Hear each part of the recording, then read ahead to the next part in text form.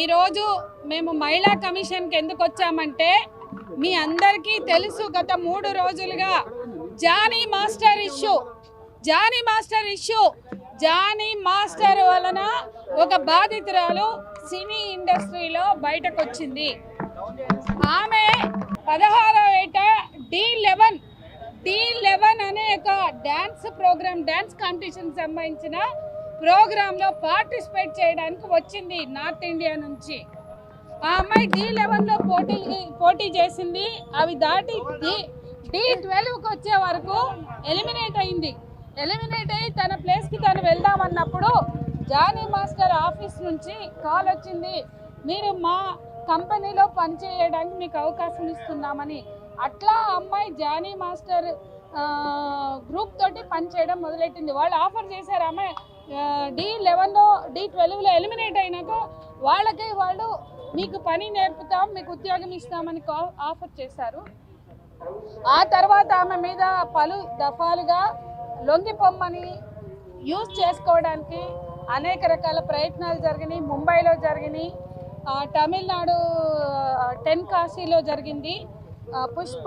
Pushpa 1 shooting టైంలో అంటే Johnny master ఎక్కడెక్కడ ఆపర్చునిటీస్ వస్తాయో ఆయన టీం మెంబర్గా ఆమె వెళ్ళడము, అక్కడ అతను అనేక రకాలుగా ఎప్పుడైతే ఆ అమ్మాయి ఆ వృత్తిని నమ్ముకుని ప్యాషను, ఇంట్రెస్ట్, ఉపాధిగా దాన్ని ఎంచుకున్నదో ఎప్పటికప్పుడు నువ్వు ఇలా కోఆపరేట్ చేయకపోతే ఎవరికైనా చెప్తే నీకు రేపటి నుంచి పని ఉండదని ఆమె చాలా విషయాలు చెప్పింది. అన్ని ఆధారాలతో ఇచ్చింది.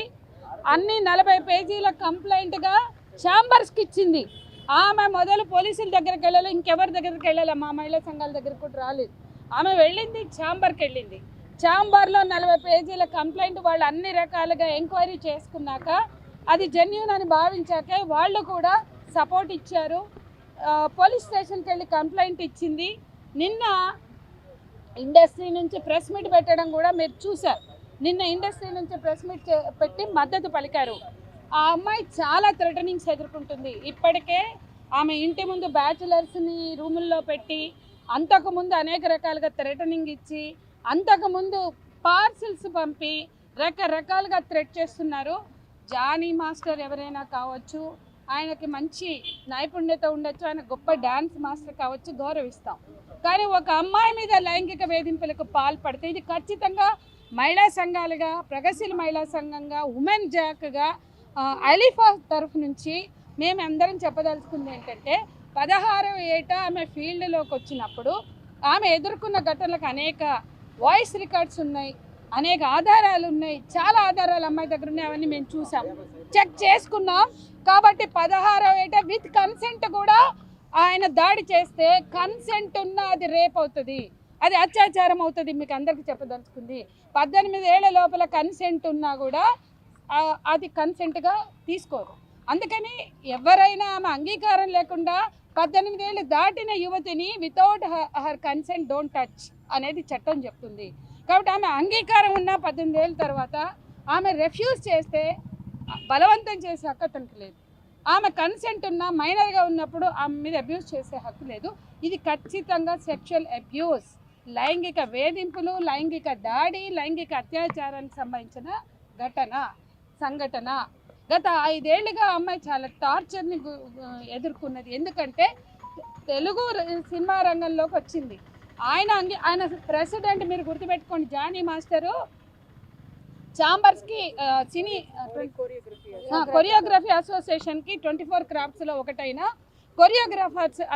కొరియోగ్రఫిక్ అసోసియేషన్లో ప్రెసిడెంట్. ఎంతో వేధించారు. ఆ కార్డు కోసం ముంబై కార్డు ఇప్పించారు. తెలుగు రంగంలో పుష్ప 2 మళ్ళీ అవకాశం వచ్చింది తనకి. ఇక్కడ తను స్వతంత్రంగా నిలబడడం కోసం 6,30,000 కట్టినాక ఆగస్టులో ఆ తర్వాత కూడా కొనసాగింది. ఆగస్టు 28 ఆమె మీద మళ్ళీ దాడి చేశారు. అప్పుడు మాత్రమే ఇక డబ్బులు కట్టినాక కూడా చాలా రోజులు అమ్మాయికి డబ్బులు కట్టుకోవడానికి లేదు, పని లేదు. అతను కనికరిస్తేనే పని, అతను ఇస్తేనే అవకాశం. ఆ స్థితిలో ఎంతో కొంత లొంగిపోయి తన వృత్తి కోసం నిలబడాల కోసం కాంప్రమైజ్ అని అది హింస తీవ్రమైన స్థాయికి వెళ్ళింది. ఎప్పుడైతే తను స్వతంత్రంగా, మీరు అందరు గుర్తుపెట్టుకోవాలి, తను స్వతంత్రంగా అవకాశాలు తెచ్చుకుందో పుష్ప 2 కూడా అతను అలౌ చేయలేదు. కానీ డైరెక్టర్ సుకుమార్ గారు ఆమె బాధ విని ఆయన అవకాశం ఇచ్చారు. అక్కడ ఉండగా కూడా ఆమె కొనసాగడానికి వీల్లేదని అతను థ్రెట్ చేశాడు. దానికి కూడా ఆధారాలు ఉన్నాయి. కానీ సుకుమార గారు నేను చూసుకుంటా అన్నారు కాబట్టి పుష్ప 2 కంప్లీట్ చేసింది. ఇప్పుడు ఇండిపెండెంట్గా ఒక ఆఫర్ రాగానే ఇంత గొడవ అయింది కాబట్టి ఇక తను అర్థం చేసుకుంది, నేను ఫైట్ చేస్తే తప్ప నాకు ప్రొటెక్షన్ లేదు, వృత్తి ఉపాధి ఇంకోటి లేదు. ఇంత దూరం వచ్చాక నేను వెనక్కి వెళ్ళడం ఎందుకు, నాకున్నది ఒకటే, అయితే చనిపోవాలి లేకపోతే వెనక్కి వెళ్ళాలా, నేను వెనక్కి వెళ్ళడానికి ఫైట్ చేస్తుంది. ఇది ఆమెకు సంబంధించింది. ఆమె అదంతా విన్నాం, పరిశీలించాం. ఇవాళ మహిళా కమిషన్ దృష్టికి కూడా ఆమె తనదంతా కూడా మొత్తం నివేదించుకున్నది. మహిళా కమిషన్ కూడా మేము ఉంటాం, ముఖ్యమంత్రి దృష్టికి విషయాన్ని తీసుకెళ్తాం, మీకు అన్ని రకాల మద్దతునిస్తామని చెప్పారు. కమిటీ వేయాలని ఇప్పటికే శ్రీరెడ్డి ఇష్యూ తర్వాత అనేక పోరాటాలతో హైకోర్టుకు వెళ్ళి కాస్టింగ్ కౌచ్కు వ్యతిరేకంగా సినిమా రంగంలో మహిళల భద్రత అనే అంశంలో ఎవ్వరు కనికరించి ఇవ్వాల. ఏ కమిటీ ఆనాటి ప్రభుత్వం కానీ ఇండస్ట్రీ కానీ వేయలేదు. కేవలం హైకోర్టు ఆదేశాలతో మాత్రమే హై లెవెల్ కమిటీ కాన్స్టిట్యూట్ అయింది. హై లెవెల్ కమిటీలో ముఖ్యమైనటువంటి సునీత గారు రిపోర్టు మొత్తం కమిటీ రిపోర్ట్ సబ్ కమిటీ వేశారు. సబ్ కమిటీ నుంచి రిపోర్ట్ సబ్మిట్ చేశారు. దానిలో ఒక ముఖ్యమైన వ్యక్తిగా సునీత గారికి ఆ కమిటీ గురించి తెలుసు. ఆనాడున్న సోమేష్ కుమార్కి CEO చీఫ్ సెక్రటరీకి రిపోర్ట్ సబ్మిట్ చేశారు సబ్ కమిటీ నుండి. ఆ హై లెవెల్ కమిటీ కూడా ఈ రోజు కూడా పట్టించుకోలేదు. అయిపోయింది. మహిళా కమిషన్ కు ఏమని చెప్పారు వాళ్ళు, మీకు ఎట్లాంటి తన మీద ఎట్లాంటి చర్యలు తీసుకుంటారు? మహిళా కమిషన్ డైరెక్ట్గా చర్యలు తీసుకోదండి. ఒక పోలీసు వ్యవస్థ ఉంది. ఆ పోలీసు వ్యవస్థ ద్వారానే చర్యలు తీసుకోవాలన్నా లేదా ప్రభుత్వం నుంచి హామీ ఇవ్వాలి. ఆ హామీ మాకు ఇచ్చింది మహిళా commission chairperson, independent autonomous post. ఆమె మనకి హామీ ఇచ్చింది భద్రత విషయం. ఎందుకంటే ఈ రోజుకి కూడా పోలీసులు ఒక రకమైన భాష వాడుతున్నారు, మెడికల్ రిపోర్ట్కి వెళ్ళినప్పుడు ఒక రకమైన భాష మాట్లాడుతున్నారు. బయటకు రావడం అంటే ఆమె అడుగడుగున అవమానాలు పాలవడమో వేధింపులకు గురవడమో కాకూడదు. కాబట్టి మహిళా కమిషన్ని మేము హామీ ఇవ్వమని కోరాం. మహిళా కమిషన్ హామీ ఇచ్చింది, బాధితురాలకి అండగా నిలబడతామని, జానీ మాస్టర్ మీద చర్య తీసుకోవడానికి తగిన యాక్షన్ తీసుకుంటాం, ఇనిషియేట్ చేస్తామని మహిళా కమిషన్ చైర్పర్సన్ నేరేళ్ల శారద గారు చెప్పారు.